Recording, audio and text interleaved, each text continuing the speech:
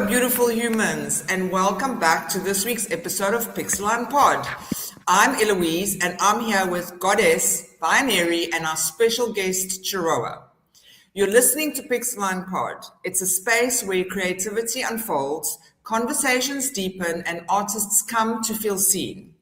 This is where we explore the real journey of creating, the questions about growth, the uncertainty that we feel, and the moments when things start to click together.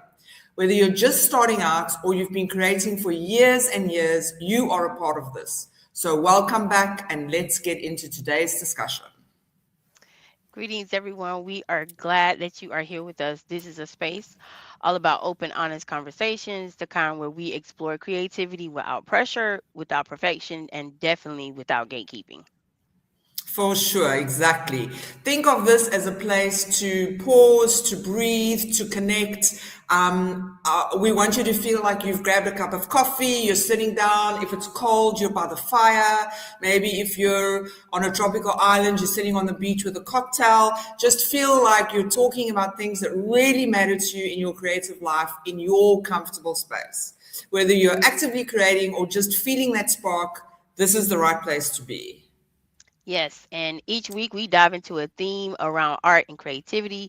We share stories, highlight voices from our Pixeline community, and we always invite you into our conversation. So today's topic is a little something that's almost every artist wrestles with. It seems like as creatives, we always have something going on with ourselves. So we will tap into that topic a little later. Absolutely.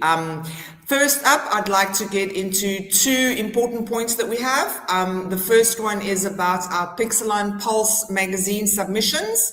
Binary, I think you've got some information for us. Yes. There are only 8 days left to send in content for the magazine. You are all invited to send in your creations with the team Nature and Bloom. For the people who don't know what Pixeline is, it's a curated magazine that celebrates creativity in general. Each magazine will have its own theme. And just to be clear, Pixeline Pulse is not a Pixeline community magazine. Yes, a part of the magazine is dedicated to the Pixeline community, its artists and the activities within the community. But overall, all artists and creators can send in content for the magazine, whether it's art, design, digital fashion, creative writings, music, etc. All can be submitted at content for Pixeline Pulse. But keep in mind that this is a curated magazine. Here you can see some photos of the first issue of the magazine. There are still a few available on MacCloud. It's available as print or digital. And if you buy the printed version, you will also receive the digital version. And the link to the magazine will be placed in the comments, or you can read a post on it on the channels page. Great, thank you very much. Yes, so please, like Binary said, there's a couple of days left, 8 days, it's just over a week.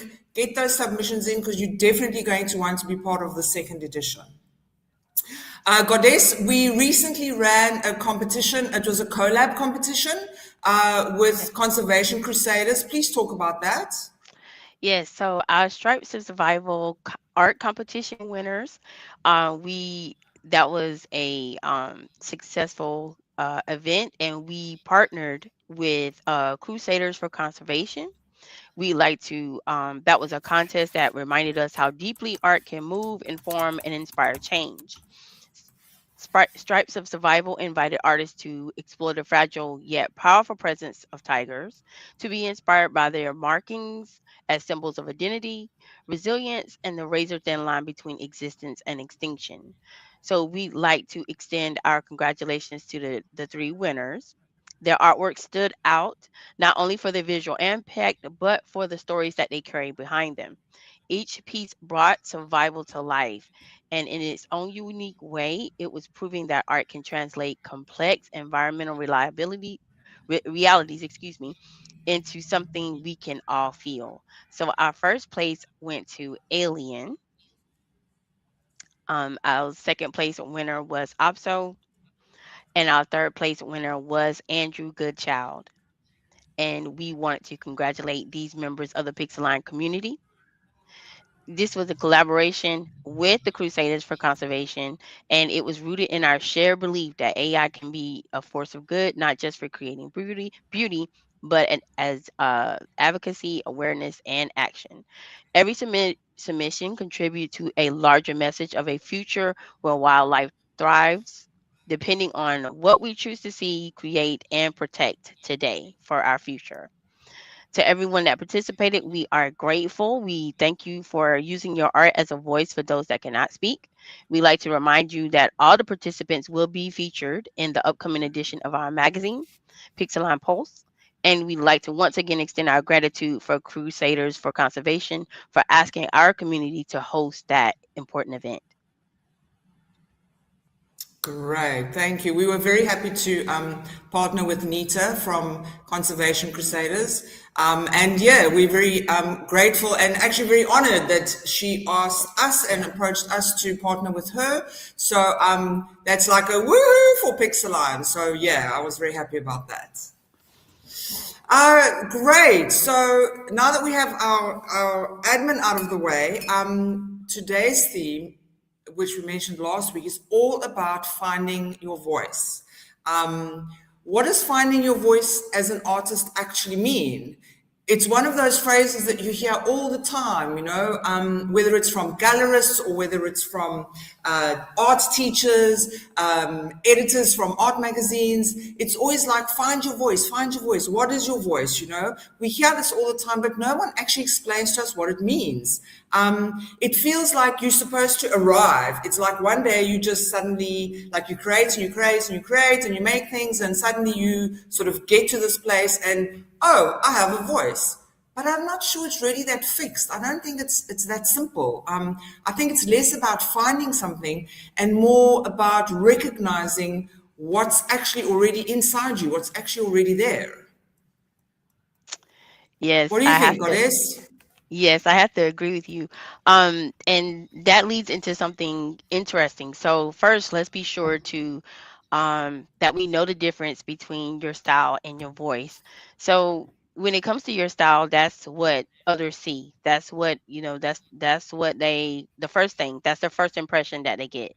So it's, you know, is your style something that you go out and do you find it, or is it something that slowly finds you over time? And because when we look back at our work, we often notice the patterns. We see colors that we fall in love with, we return to themes that we seem to always keep working with. We have ways of expressing things. It seems like sometimes we just kind of not to say we get stuck in it, but it's just a place that we're comfortable in and that we love. And even though we don't necessarily plan it, it just seems to happen whenever we're creating. There's always something that we do that, and we don't necessarily chase it. It just seems to emerge in our work. So, in my opinion, I think you and your style, you find each other when you're doing those experiments with the colors, with the textures, with the different moods. I think you basically fall into your style, and when you fall into your style, you find what you like. You find that thing that seems to keep you coming back, and there's this embrace. It's like you fall into the aesthetics of your style, of your aesthetics, and your style captures and molds itself around how you choose to express yourself. It basically moves as you do. So I think that styles, they change and they vary over time, and they're dynamic just like we are. Yeah, I think you're right. Now I'm going to interject here for a minute because we're going to do things a little bit back to front today. I would like Chiroa to be part of this conversation. And so before we get to asking Chiroa questions, I want to introduce her and have her jump in because we want her opinion too. So today, our gorgeous, gorgeous guest is Chiroa. I've known her for a very long time. I've known her from different platforms. I've participated in workshops that she's hosted, in open calls that she's done. I have collected art from her. She's a multidisciplinary artist. She works across various mediums. She does photography, painting, obviously AI, digital work, and her work has a very distinctive feel. Her creative journey began when she started with black and white photography and colored them, used pigments to obviously bring it alive. And it's quite amazing to see how her work has evolved from that into the incredible intricate details that she now uses in her AI art. She also does incredible work supporting artists behind the scenes. She's very integral at Webby Social, and she works as an art advisor and art therapist, or facilitates art therapy lessons through her mind soul meditations. So please, Chiroa, we are so happy to have you here. Thank you for joining us. And tell us, what do you think about finding your artistic voice? You've obviously done it. Well, first of all, I'm going to thank you for paying me that compliment, because I still, like many artists out there, wonder if I have.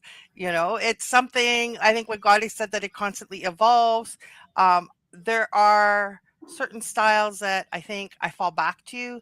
They resonate with me. They feel part of my core. But I am always experimenting, and I don't know that I've 100% got a single defined style, because like you mentioned, I'm multimedia. While I don't do so much photography anymore, you asked me, and this, I don't know if this isn't one of your questions or not, I'm sorry, but Go ahead. you asked me, does my style change depending on the medium? And it's absolutely. I have a completely different style when I'm doing watercolor versus AI versus doing my acrylics. It completely varies. Now, I do bring some of that into my AI. So I know I shared some artworks with you that are sort of like the acrylic oil style, and that reflects largely on what my actual style looks like when I'm doing my acrylic painting, although I need to transition into oil at some point. And my watercolor works look like my watercolor works. So it's so there's, I carry that through AI, and it's one of the beauties of AI right now, being able to train a model to sort of like continue with your style and ideate with AI while still reflecting your style, and then taking your style and evolving it into something completely new and different. So you were asking about style versus voice. Style to me, I do think evolves, although we do kind of fall into it, like God has said, and we do tend to sort of like gravitate towards specific looks and feels that feel like us, and that's tied to voice, but I see them as very distinct. Voice to me is, what's the message in your art? What are you trying to portray? What are you trying to connect to the viewer? Like, what are you saying? That to me is my voice, and my voice also changes, right? As an artist, there are times like when things are a little bit difficult in the world where I need to be more the protest artist. And so then I have, that's what comes out in my art, versus, being in a place where I'm like happy-go-lucky, everything's beautiful. That comes out in my art, and that's the message that I'm putting out, right? So our voice. But do you think your style changes though? Like you said, you're the activist artist. Do you think your style changes when you're doing that as opposed to when you are the happy-go-lucky artist? Absolutely. For me, it does. Like, I go into these periods where I'm like all in on weird, and so I've got to like dive in on the weird stuff, and that's just where I'm at. So it's like, pick a color. What's my color I'm feeling right now? I'm in blue, and so I went through a period of like all this blue weird art, and then another period was like, okay, I'm yellow now. I'm in yellows, and so I'm doing my yellow art. So yeah, I think, but you know what? In the past, I think you were expected to have, this is your style, this is your technique, this is the type of art that you make. And I think AI is this Mhm. beautiful thing that allows us to explore, learn about ourselves, create outside the box, discover new things, new depth to ourselves and our art that we didn't have before, because I'm creating in styles that I couldn't replicate in person. Yeah, I yeah. can create this weirdness that I wouldn't know how to create that. It's beyond my means, but I can still go and explore it and feel a sense of gratification from having that Yeah. opportunity.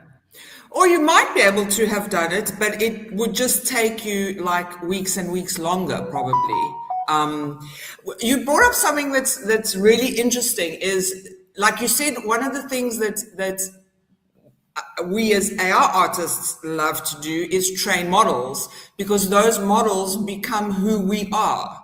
A lot of people don't train models. A lot of people create sort of work in the style of or in the likeness of. And that's also something as artists that we do, is we borrow from other artists, and there's some famous saying, I forget what it is now, but some famous artist said something about good artists copy and great artists steal.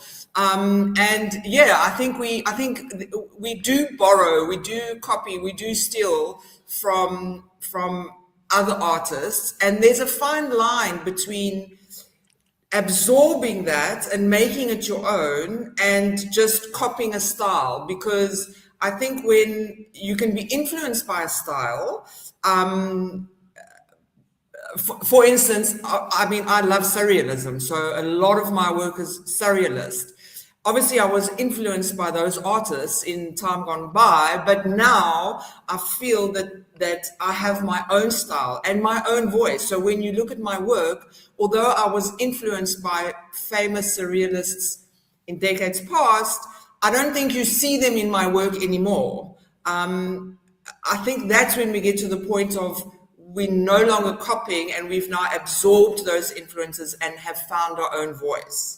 Well, actually, I want to jump in here because it raises Yeah. like that whole debate about AI, right? And doing AI art. And my argument, my viewpoint on that is, if I'm teaching a child how to do art, I'm showing them examples of artists. I'm showing them, and they're learning by example. They're learning by, oh, this is what Van Gogh art looks like. And let's go and experiment and try creating in the style. That's how you're taught in school to create art. You experiment and Right. learn the techniques, the styles of all these Yeah. different artists, and then you incorporate that into your own practice with what resonates and what feels right and what feels like you, right? How is AI any different? I mean, we've taught AI in the same thing to help develop styles, and the artist who's in there using AI art is not trying to create Van Gogh. They're trying to create themselves with that influence. The same you would if you were like at university studying how to become an artist, like it's the same process. AI is trained in the same way, and we are using those tools in exactly the same way. We're not, nobody's out there saying, well, I'm going to make a Basquiat and all my art's going to look exactly like his. Because I mean, there's no originality to that. And as an artist, what you want is to be original. It's sort of part of the purpose is to be original. So yes, we're adopting those influences, but we don't want to be that person. We want to be ourselves. Yeah. Yeah. Exactly. It's like having, sorry, Goddess, just before I forget, it's like having, in those days gone by, all artists had apprentices, right? I mean, I think Van Gogh or Michelangelo, they had like 20 or 30 apprentices that ended up painting their paintings in the way that they wanted it. So it's almost like AI is your apprentice. You're teaching it what to do by training models. You're teaching it what you want it to do, and it's doing it in the way that you, in your own style, exactly as you've said. And I think we need to look at it more. We need to look at it like that, accept it like that. That our style is in these models now. Sorry, Goddess, go ahead. No, I just wanted to jump in and say I definitely agree, because it's, to me, everyone influences everyone. from the very beginning. So if you have someone that started out, like when she mentioned Van Gogh, okay, so look at all the artists since Van Gogh who have been influenced by that style, by his his way of art. To me, And he had different styles too, right? yeah. He didn't have So one style. Yeah. it's like finding a medium that you like, and you're not necessarily duplicating that medium, but you're using that medium for your expression, for your particular, for your personality, for your emotion, for your mood. It's just the style or the medium that you find that could express it the best. So I look at it as it's a mean that influence, you're not necessarily duplicating it. You just like the way it carries your emotion. You like the way it carries your feelings. So when we find an artist that influences us, it's because whatever their message is and the way it's being expressed, it resonates with us. So we say, "Hey, I like the way this style is. I like the way it looks, the way it feels." And that feeling that we get is, their voice speaking to us and saying, "Hey, does this work for you? Does this resonate?" And it's like, yeah, I like the way this emotion is coming through this style. So I definitely feel that we all influence each other. Like, we can't help it.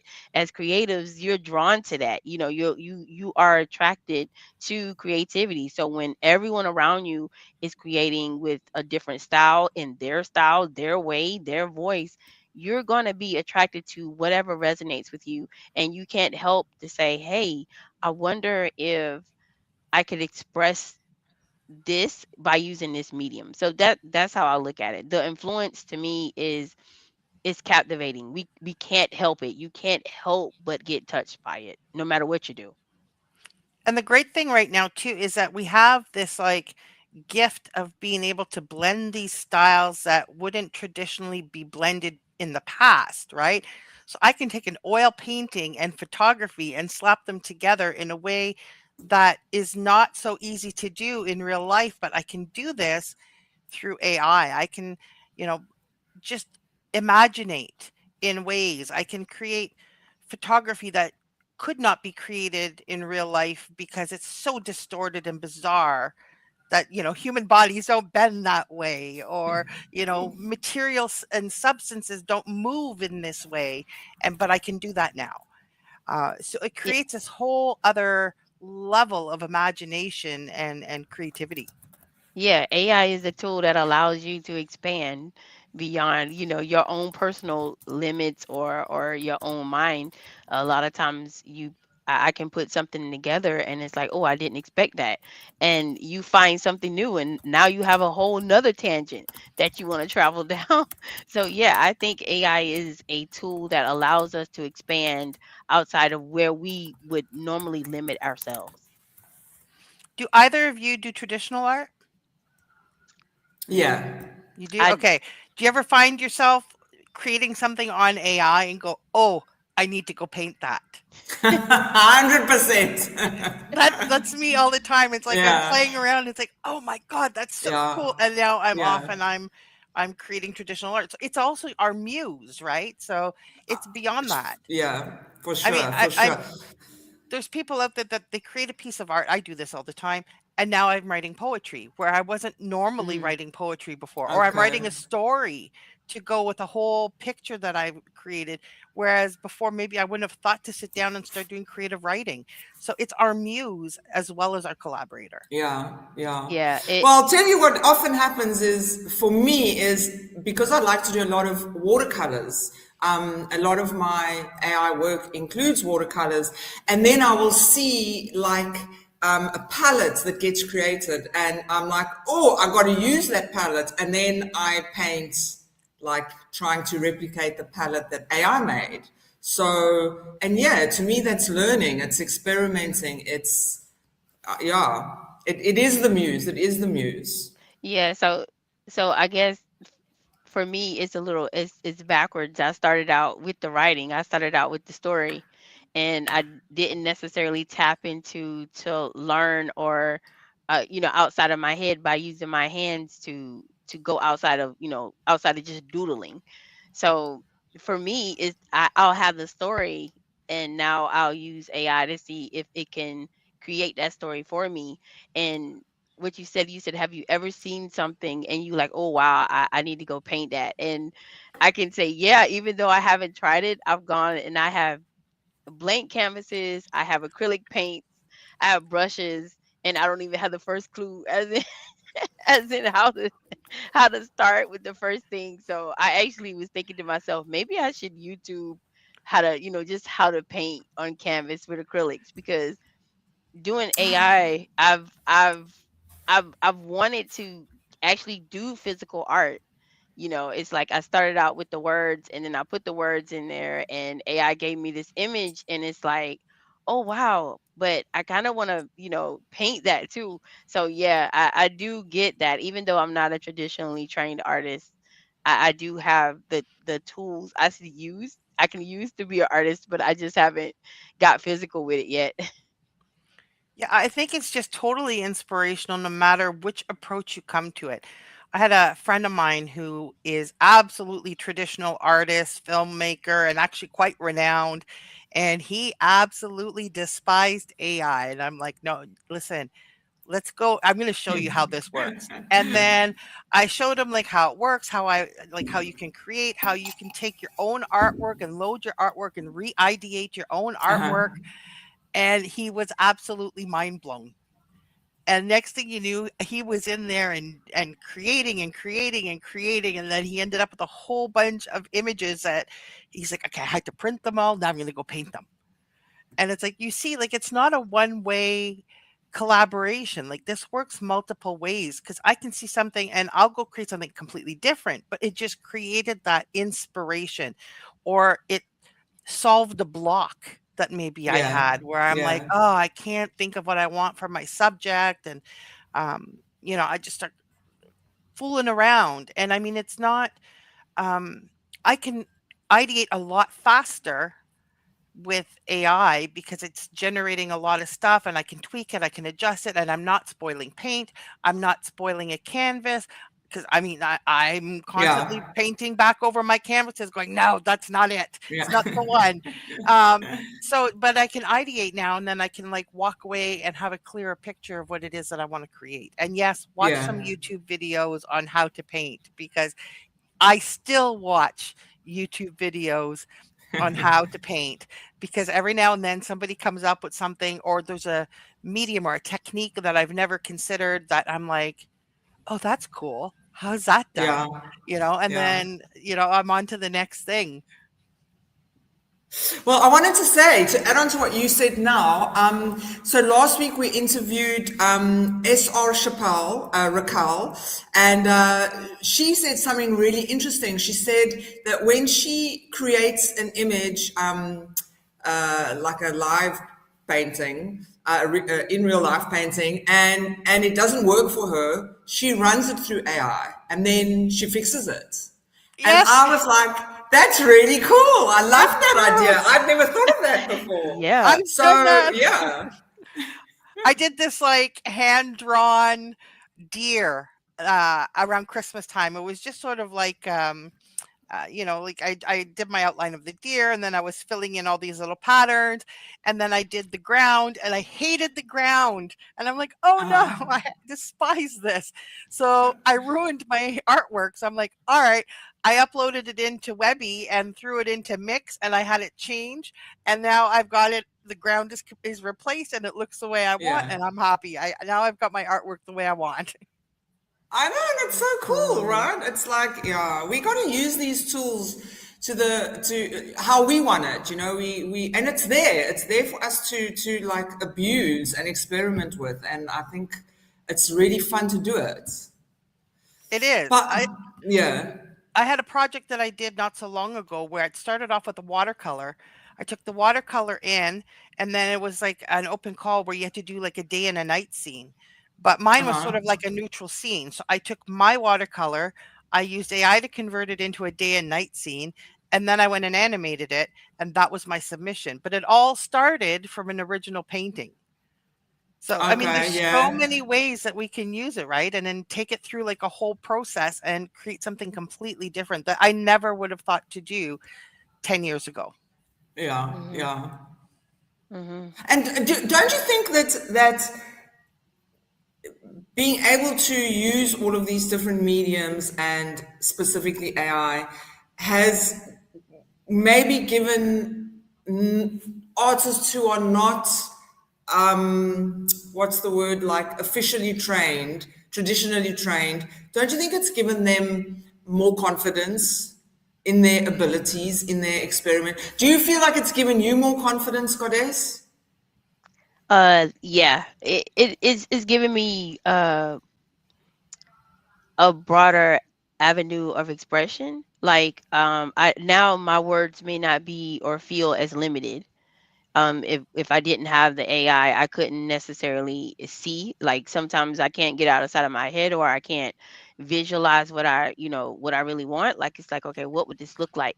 And sometimes I just can't do it on my own in my head. So I would say that maybe it's giving me more confidence in um that my words can be, something visual, but Right. I will be honest and say that it doesn't necessarily give me all that confidence as, to say I'm an artist, because I do have that hang up that I'm not a traditionally trained artist. I look at you guys that are traditionally trained as, you have uh the actual physical techniques, what medium to use, or you've utilized so many, multiple mediums, that you can go into AI and you know exactly what medium could be the best expression for what you're trying to convey.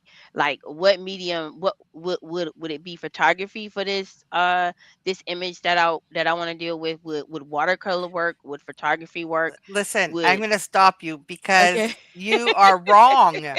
You are actually wrong because all of our traditional training may have some influence in us being able to look at something and choose Mhm. like, oh, that's a great composition or whatever. But you are naturally doing the same Mm. because you know what you like and you don't like. And I'm not sitting there prompting going, "Oh, well, I need to mix this medium and that medium." Honestly, I'm mostly prompting feeling, or maybe I have a Yeah, little that's bit of what I stylistic do. information, but the thing is, I'm not prompting really that much differently than you are, right? Yeah, So you're feeling some imposter syndrome here, and it's yeah, okay. Mm. like you are just as legitimate as anybody else who's Yeah, sitting here I and doing it. So I honestly, yeah, I'm gonna be, yeah, I'm for real. I honestly, I've said that I don't know how to prompt, and I've said that, like I don't know how to prompt because when I sit down and prompt, it's word, it could be, it's just words, it's words that are a feeling that I'm trying to capture this feeling. I may not necessarily know what the feeling is going to look like, but I'll know it when I see it. It's like that sometimes. So I feel like I don't have, the technical terms to say, okay, I want this image to be cinematic and zoom out, this. So I feel like I'm not, I feel like I'm lacking because I didn't have that traditional technical training. I'm going to And tell you a tip. I'm going when to I jump in prompt, and it's just words. you know what? Most of my stuff that I prompt, it starts with a poem. So it's emotional. Most of my prompts start with Yeah. feelings. Yep. I don't know what platform you use to make your art. In Midjourney, you can do these style creators. You can use style references, and so I'll Mm. play around with a lot of that. But I'll tell you that when I hit on something that I absolutely love, you know what I do? I take it out, I download it, and I go load it to like ChatGPT, Claude, whatever AI, and say, describe this for me. Oh And I yeah. use all of that description, and that's where some of my terminology might come in. And then I know, okay, I'm going to try this. When it spits it out, I go and try it and test it. That's where I adopt some of the terminology that I use because there's terminology like Chirusco or whatever that it was just that I never would have thought of that for Mhm. how I want the lighting and the effect and the paint to go. I just would not have known. This prompt here is entirely just feeling. That's all I prompted was just a feeling and it's niche. It was no special styling, nothing. But it came out and it was just like, this is like, for me, my most emotional piece. But this is just Yeah. basic and raw. And there's no fancy prompt on this one at all. Yeah, I prompt like that. My prompts are just how I feel. And if it's something, um like, let's say for instance I have a particular subject that I want to capture. I want to make sure that that's in the image. So it may start out with just that word, just to see, let's see what this looks like. And I I don't even, in doing these things like this article on the voice and on the style, I have found myself more so now actually trying to figure this out. Like, it's making me be a bit reflective and saying, okay, so exactly where are you going with this? So when I put that word in there, it's almost like this is the bare minimum because I don't know where I want to go yet. So I put this word in there, and then whatever I see, if I can get, if it taps into that emotion that I had in order to get that one word, then I may find a style and I'll say, I like this image, I want to pull this image, I want to build more in this style. And I just feel like sometimes I'm not uh I just stumble. I feel like, well, I don't know exactly how to create a style because I'll get into Mid Journey and I'll stay there because I'm honestly scared to go try another another medium. But you know what? You're doing it all the same way that everybody else does, right? And it's a lot of experimentation. And honestly, I don't think there's a right and wrong. I mean, I have prompts that's come up with like these amazing images that were one word, just an emotion. And then maybe I threw the weird up or the chaos up or something like that. And I Mhm. just Mhm. let the AI Take you where you hallucinate, where you didn't. hallucinate Yeah. and just see where I end up, right? And Yeah. then sometimes I'll just take that and it's like, okay, well, I like this one that came out and I like this one that came out. And now it's like, okay, I'm going to image reference all the ones that I like. And now I'll start building something. Yeah, yeah, yeah. Yeah. So yeah. Okay. So it last week's show and this show definitely they're like bookmark because there's some things that Raquel said last week that I'm like, okay, I'm gonna reach out to you if I have any issues because these are they're pretty insightful, and I really I know I need to come out of that little corner that I'm in. So I think you guys are probably gonna pull me out of that corner. Binary's been trying to do it for a minute now, saying you need to try Night Cafe, and I'm like, okay, okay, yeah, I'll try it. But I still back myself up in the corner and say, but I'm comfortable with Mid Journey. I know what Mid Journey is gonna give me, and I feel like I'm on I'm versed enough to handle Midjourney, and I don't even expand on Midjourney, I think, as much as I should. I think I'm really it's not that I think. I know I am limiting myself because I'm No, in my I comfort don't zone. agree with you on the limiting because I've tried so many different platforms. And like you, I come back to Midjourney as Yeah. my number one because Midjourney understands the emotional component a lot better than a lot of other platforms. Mhm. So I find that I'm able to be far more artistically expressive and Yeah. and relay the emotion a lot better through Midjourney. So I have a definite love for that. I do use Wide Worlds. Um, Mhm. because I have an artist residency there. But what I use that for is where I want to take, let's say I've created like 40 images in a particular style, and now I want to play with that style and evolve it and do something different with it. I can do it in Midjourney. But if I really want to lock something in, that's where I can use Wide World, and that's built on Flux. But that's where I can go and train a style, and now I can sort of like lock in that style, and then I can lock in a second style and a third style. Then I can start mixing them in new ways. Mhm. So that gives me a little bit of flexibility. I did like Night Cafe. I did use a lot for a period of time. I created a lot of stuff there, but I always come back. I've used Leonardo.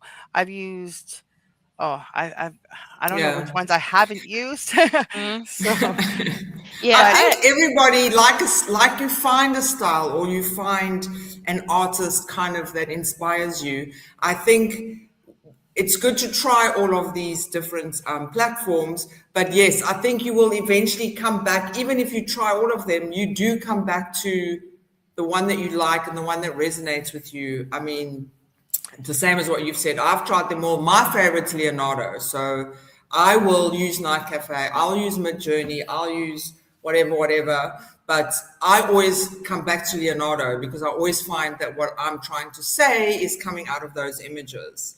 hmm But having and said that, I am also going to plug Mix on Webby Social because I've been really, really pleasantly surprised with some creations that have come out of the different mods on Mix. So yeah, that's becoming a slow favorite of mine too. I use Mix like every day because what part of what I do in my day job is I do ebooks for clients. And I have like I created actually in mood board on Webby Social. I like blended a bunch of stuff. I found a style that I liked in mood board, downloaded that. Now I take that one image, I put it into Mix, and I say, because the books I'm doing right now are yoga, so it's like put it in this yoga pose, and it just uses the Okay. same style. And now I've got my new yoga pose. Now I need this yoga pose, and so I'm creating all of my icons that demonstrate like all of the graphics for the yoga poses, and Mix is my go-to on that. Or I've had like Yeah. clients who send me product like photos, and they're absolute garbage. They Yeah. have no eye for like taking a photo, and I throw it into Mix. I'm like, use the product exactly as it is, but put it in like a professional product photo setting. I want it in a kitchen. And boom, Yeah. I have a professional product photo, and the product looks just like in the picture, but way better. Yeah. So I use it all the time. Like there's so many great uses for it. But I also agree with Leonardo. There's certain, the way I see it is every AI has its own flavor. hmm Um, I only do coloring books in Leonardo. It does the best um, graphics for doing coloring books. I always get really sloppy lines in Midjourney. It's just not the one. So yeah, there's different strengths and weaknesses depending on which AI platform you use, and if there's certain styles and what you're trying to achieve could be like it's using a different medium. It's switching to a different AI um, to achieve what it is that you need. I, Right. I'm gonna pose a question to both you and Eloise.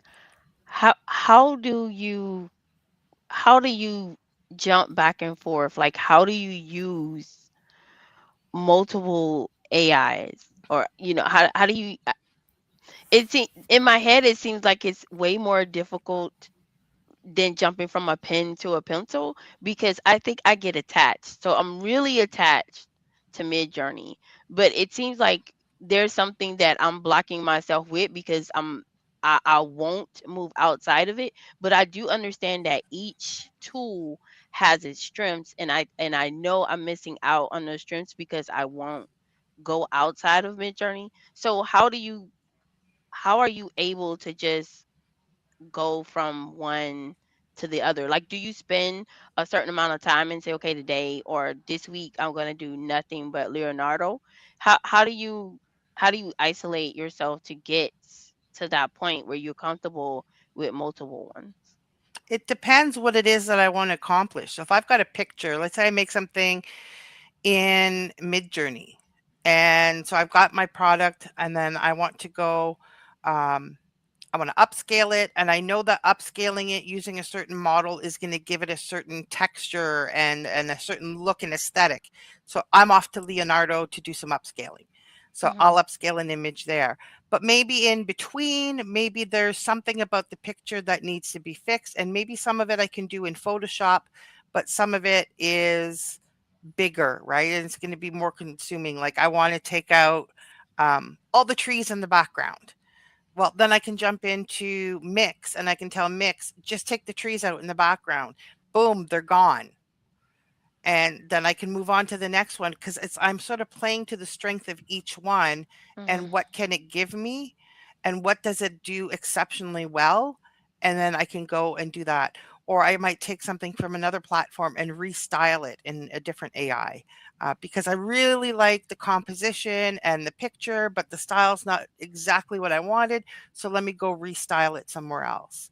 So it depends what it is I want. I am mostly in Midjourney or to some degree Wide Worlds, and well, mix. I guess I'm like all over the place, but Yeah.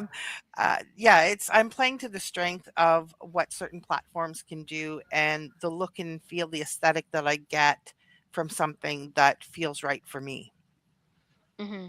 So is that about the same thing for you, Eloise? Like, do you just and I guess No, so I actually do it very differently. So a lot of my work is composite work. So because I am trained as a photographer, a lot of my work starts out as photography. I use my seascape or landscape photography, which 99% of the time forms the background of my images. And I do a lot of water, so my watercolor paintings or abstracts I also upload, and those are used to create like textures or skies or something like that. Then I will use different elements from different models, and I will then like collage them. So I layer my images. So I might have like a seascape from Leonardo, and then I will have like a woman from Night Cafe, and then I will have a melting clock from Midjourney, and I will composite them all into one image.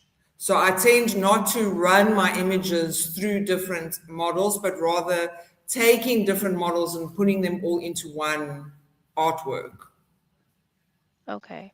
So Yeah, because like I know that certain models will do skies better than others. So I tend to always go to this one for skies. I tend to always go to this one if I want surrealist elements like clocks or flowers or whatever. I'll go to another one because I want portraits and they do faces properly. Or yeah, so I composite my work.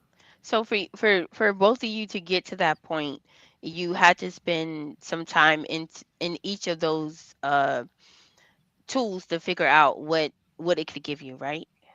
Yeah, yeah. You have to Yeah. just play around and experiment. So, what is a really good tip, actually, Goddess, is to take a prompt and put the same prompt into 4 or 5 different platforms. Use exactly the same prompt and put it in, and then you will see, oh, this does it like this does it like this. So play around like that, and you'll start to see which models give you which type of elements you're looking for. You know what? That's a very simple solution, Yeah. and I didn't think of that. You know what my thing was like I was thinking I couldn't prompt the way I do. So I never tried that. I never said, "Well, let me take this prompt and drop it in here and see." I've done it before. Like I think I've used Flux before, and I took a prompt and I from Midjourney and I dropped it in Flux, and it didn't give me. It was like, oh, I don't like, and I didn't know how to Yeah. fix it. So I basically just put that and broadcasted that over all mediums without even just saying, "Well, try it in someone else." Yeah, so that's me just limiting myself. I didn't even I tried that, and just from that one like off experience, I just said, "Well, nah, I can't prompt anywhere else but Midjourney." So yeah, that's my fault. I definitely need to try that and see what happens, and maybe um just not be so afraid to explore. And I think that's basically I'm a bit skittish on just exploring. Eloise's idea is great because I mean, when I first started building my community, my thing was I was doing daily prompts. And because my community was on different platforms, that's what got me going and doing it, is that here was my prompt. And then I would like post and say, this is how it comes out on Midjourney. This is how it came out on Leonardo. This is how it came out on Night Cafe. This is how it came out on, I think at the time, maybe I was on Krea. So I was doing all of those and saying, these are the different versions. And it gave people an opportunity to sort of see that different aesthetic, but it was also me learning what does what. like and I agree with Yeah. Eloise about the layering, because I mean I do some of that too, where I'll be the upscale that you can do in Leonardo is just depending which model you use, you can get these really unique amplifications and textures. And that to me is one of the things that's key. So like I have one artwork where I really wanted my background sand. It was sort of like a desert sand, and I was changing the color, making it navy blue, and I really wanted it to pop. And so that was where, I'm going to go into Leonardo and I'm going to run the upscale on the older model, because I know it's going to make that grain really come out.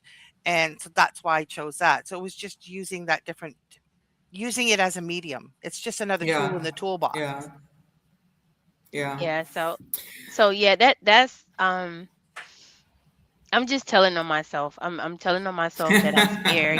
So I need to just venture out and just take whatever I can give Midjourney and see what other um mediums will give me, because I to be honest, I've isolated myself and I just haven't really ventured outside of that.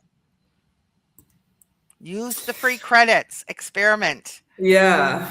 Okay, I've got one more question to ask you, Chihuahua. I'm not sure if Binary has any questions, so I'm just putting it out there while I ask you, and if she does, she can come on, questions or statements. But if an artist says to you, "I haven't found my voice yet," what would you say to them?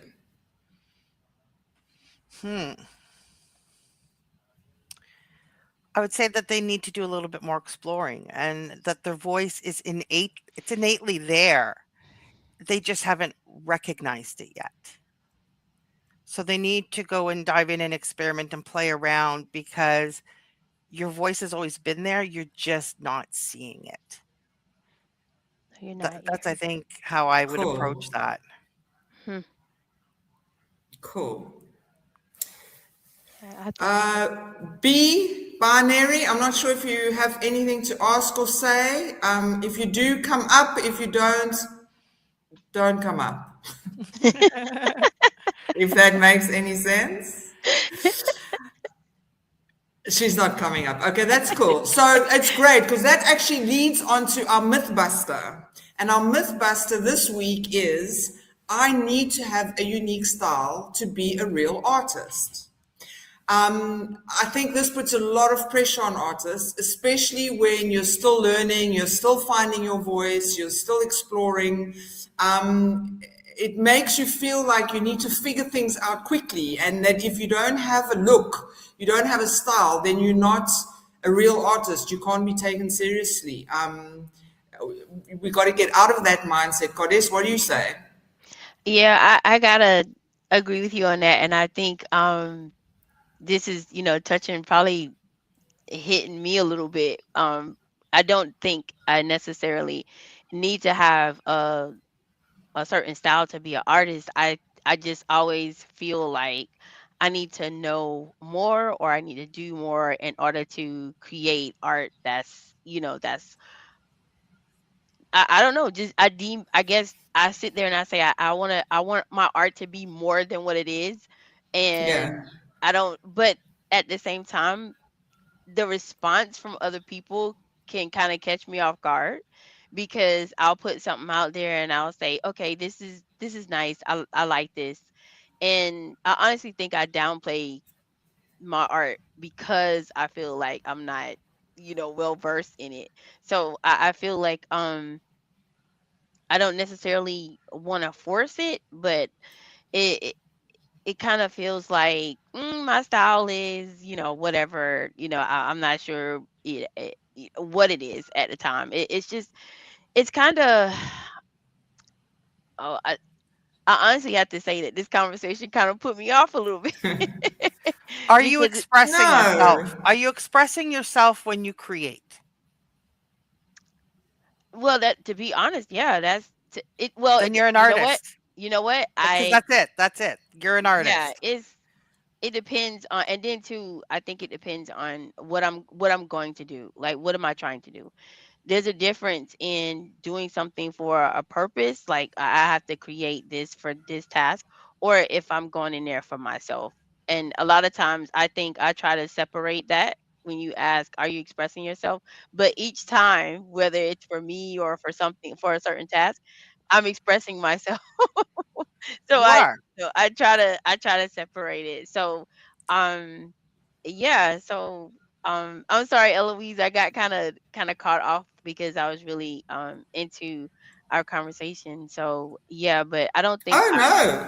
yeah, I Yeah. don't I think our style and our voice, I think it's very dynamic. I think it changes. It's wherever and whatever we are in that given time. So it's nothing that's finite. I will say that. It's Yeah. not nothing that's settled. Yeah. Yeah. Listen, No, I agree. I agree. I do a lot of work doing art therapy, right? And I work with a lot of people who, like you are, like, I'm not an artist, I don't belong here. But it's about expression. It's about self-discovery. It's about, you know, what do I feel right now? What do I want to say? Or maybe I don't feel like saying anything and I just want to make a picture. But that doesn't, none of that takes away from being an artist any more than somebody who sits down and writes, or somebody who taps on the piano and comes up with a tune. And maybe they're not even normally somebody who plays instruments, but they still came up with something. And it's, you still are an artist. We're all artists, innately within us. It's really just creativity and expression. And that's all that it is. When you're being an artist, it's just creativity and expression. And Yeah. however you do that, whatever mediums, whatever tools that you're using, it's still an artist. So so Eloise, it's funny because Choroa just said something that I said what in one of our episodes, like maybe 2 or 3 episodes Yeah. when we were talking about, are you an artist? And that's exactly what I said. It doesn't matter what you're doing and how well you do it. You're still an artist if you're creating. So she basically Exactly. just gave me back exactly what I said before. So I should just practice what I preach. Thank you, Jerome. Exactly. There you go. Take it. All right, we're almost coming to the end of today's episode, but there's something that we love to do every week, and Hmm. that is share what we're loving. So today I'm going to start. I am loving this magazine. Can you see it? Oh, there we go. Sort of. Uh-huh. Oh, okay. It's called Odyssey. Oh, there we go. It's called Yeah, yeah, Odyssey yeah. magazine. Hmm. So I found it. It's a first edition. What do you call it? A first issue Hmm. and it's a conscious living magazine. And when I opened it, I actually was standing in the queue at the shop, and you know how they have like in the aisles they have like all these things that you're not supposed to buy, like all the sweets and the cool drinks. And anyway, they also have magazines. So I picked up this magazine and I opened it, and like the first thing I see is being light. And then I page, and then I see the power of pause. So I grabbed it, and I've read it from front to back, and I'm going to read it from front to back many times. It's just, it's a great mag. So this week I'm loving the Odyssey magazine. And What are you loving, huh? I was trying to look it up to see, like, and you said it was their first issue? Yeah, so it was. It seems like it's going to be published every 2 months, and this is their first issue, and it's Oh yeah. called the Transformation Guide. So everyone is going to have a different. So it starts with. Awakening. It starts with awakening, then the second issue is allowing, the third issue is shedding. So it's obviously this whole, like, it's feels of where we all are right now, I think. Yeah, so it just resonated. Okay, I think I just found it. So I'll look into that to see if I can get it where I'm at, to see what's in it. Cool. What are you loving, Chiroa? I'm loving Lovable. on International Women's Day, Creative Owls, who's the founder at Webby, pushed me to go and try it out and to create something. Because he knows that I have a background in coding and web design and stuff like that. And he said, you need to go and try it. And they had free 24 hours, go and use unlimited credits. So I took up his challenge and I went and created something I've always dreamed of making, which is an art therapy app. And I am loving it. And I have pitched my idea. I have a fully working prototype. And people are so excited that I am now in the running for a whole bunch of grants and funding to try and bring it to life.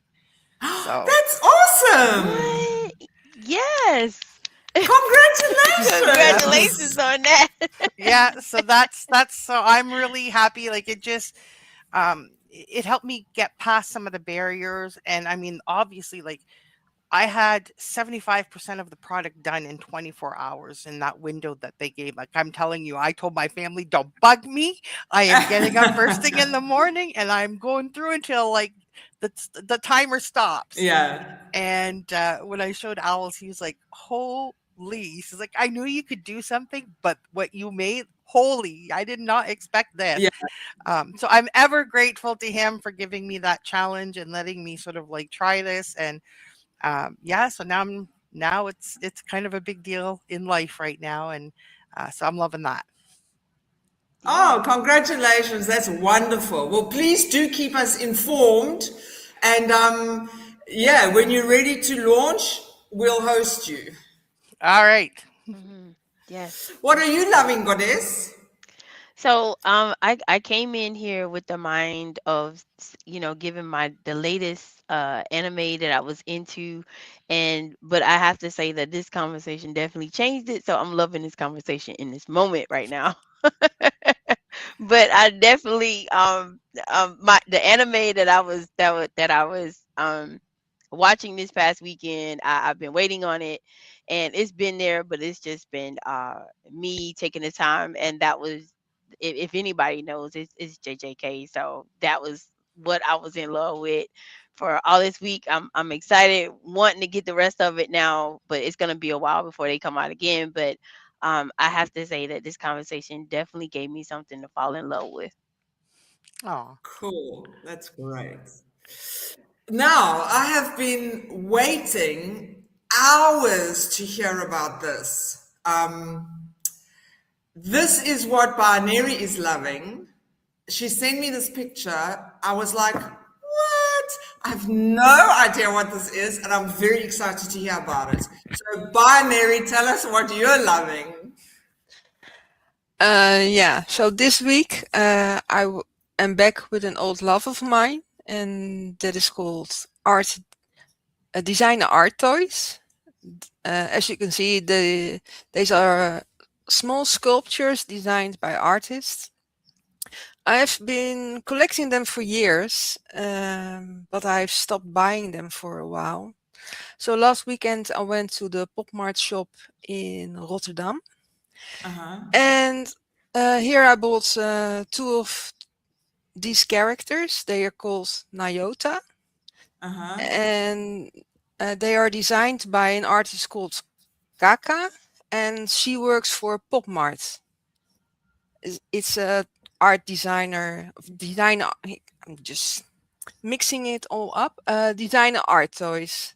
They have small series. Maybe you know them from Labubu. PopMart? No? Oh, it was very popular for a while.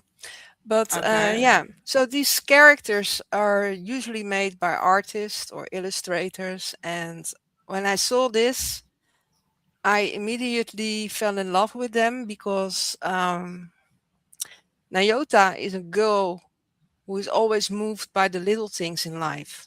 So she loves to relax and enjoy a cozy little world. And she often daydreams with her cats as part of a daily routine. So she's a little bit like me. And I knew I had to have them. So I started collecting again. Okay. So how big are they? They're usually 5 inch. There are bigger versions, like Okay, 8 inch yeah. sometimes, and sometimes even 12 inch. They're Okay.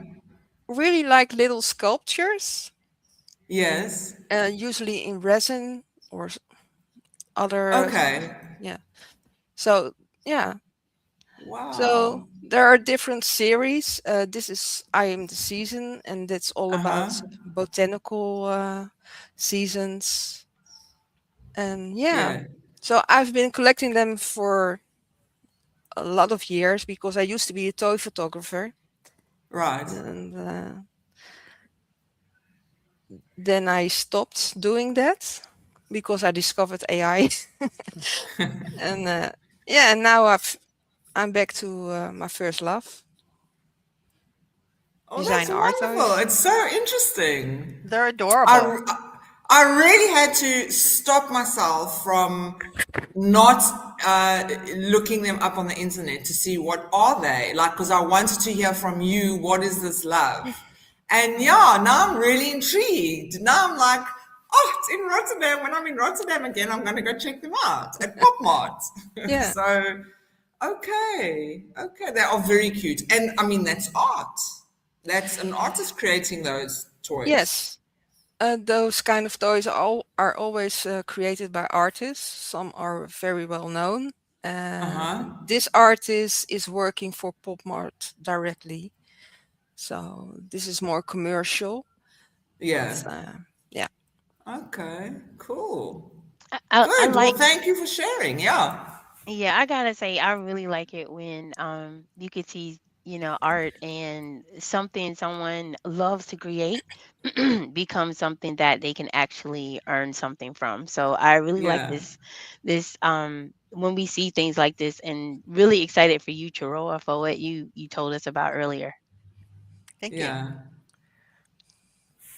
Great. All right, guys, we are running slightly over time, but we Yes. actually done now. We just the preview for next week's episode, which Goddess actually just touched Yeah. on, is should artists be paid or is exposure enough?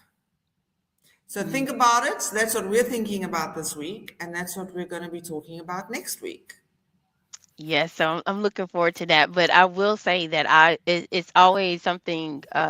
It's a good feeling when you see that an artist, is getting paid, getting compensated for their work. That's like that's a win-win. You get to do something that you thoroughly enjoy, and at the same time, you can make a living wage, hopefully, Yeah, off of that yeah, joy. So that makes it even, it gives it a little bit even more incentive to it. So yeah. definitely is a plus. But Eloise, if that is all that we have to go over today, once again, I just want to take the time to say, Taroa, thank you so much for coming in and giving me my own pep talk. Like, you gave me a pep talk. You actually gave me some things that I actually said not too long ago, and for some reason, I don't always apply, you know I don't always apply what I need to myself. So I do greatly appreciate you coming and spending time with us, and I am gonna get outside that box and throw some of those emotional prompts into other mediums, and let's see what happens. Let's see what comes out of them. So And we'll keep us see. posted. Yeah, I need to take the time to get in Webby Social and say, look, this is what I did. This is what Yeah. happened. Post So some before and afters. Do yeah. Yeah. To say, look, I did this in Mid Journey, but this is what happened in Night Cafe or something like that. even if it goes wonky, sometimes that wonkiness, or it's just like, oh, that's not the style I wanted at all. But Uh-huh. there's always something that you can find from it, or, try a couple of different prompts if need be, that you can find and get a sense of that flavor. And then you'll figure it out. You'll figure out how, like, Yeah. you can incorporate it, and you'll do it. Yeah. Yeah, I simply just need to practice what I preach. That's all. That's just you popping my hand saying, stop, you know better. So so I definitely need to do that. But before we close out, as always, we always ask everyone, all of our viewers, as well as our community members, as well as our guests, please always take care, be safe, stay creative, and we hope to see you next week. We like the fact that you come and spend time with us. If today's conversation sparked anything in you, we would love to hear it in the comments. We'd love to have you join us next week for another live conversation with art, ideas, and creative living. But until then, we ask that you keep creating, you keep exploring, and keep showing up as yourself every day. We're grateful. Thanks to everyone who supports Pixeline, to our guests, to Eloise and Binary. We hope to see you next week. And this is Pixeline. See you next time. Bye.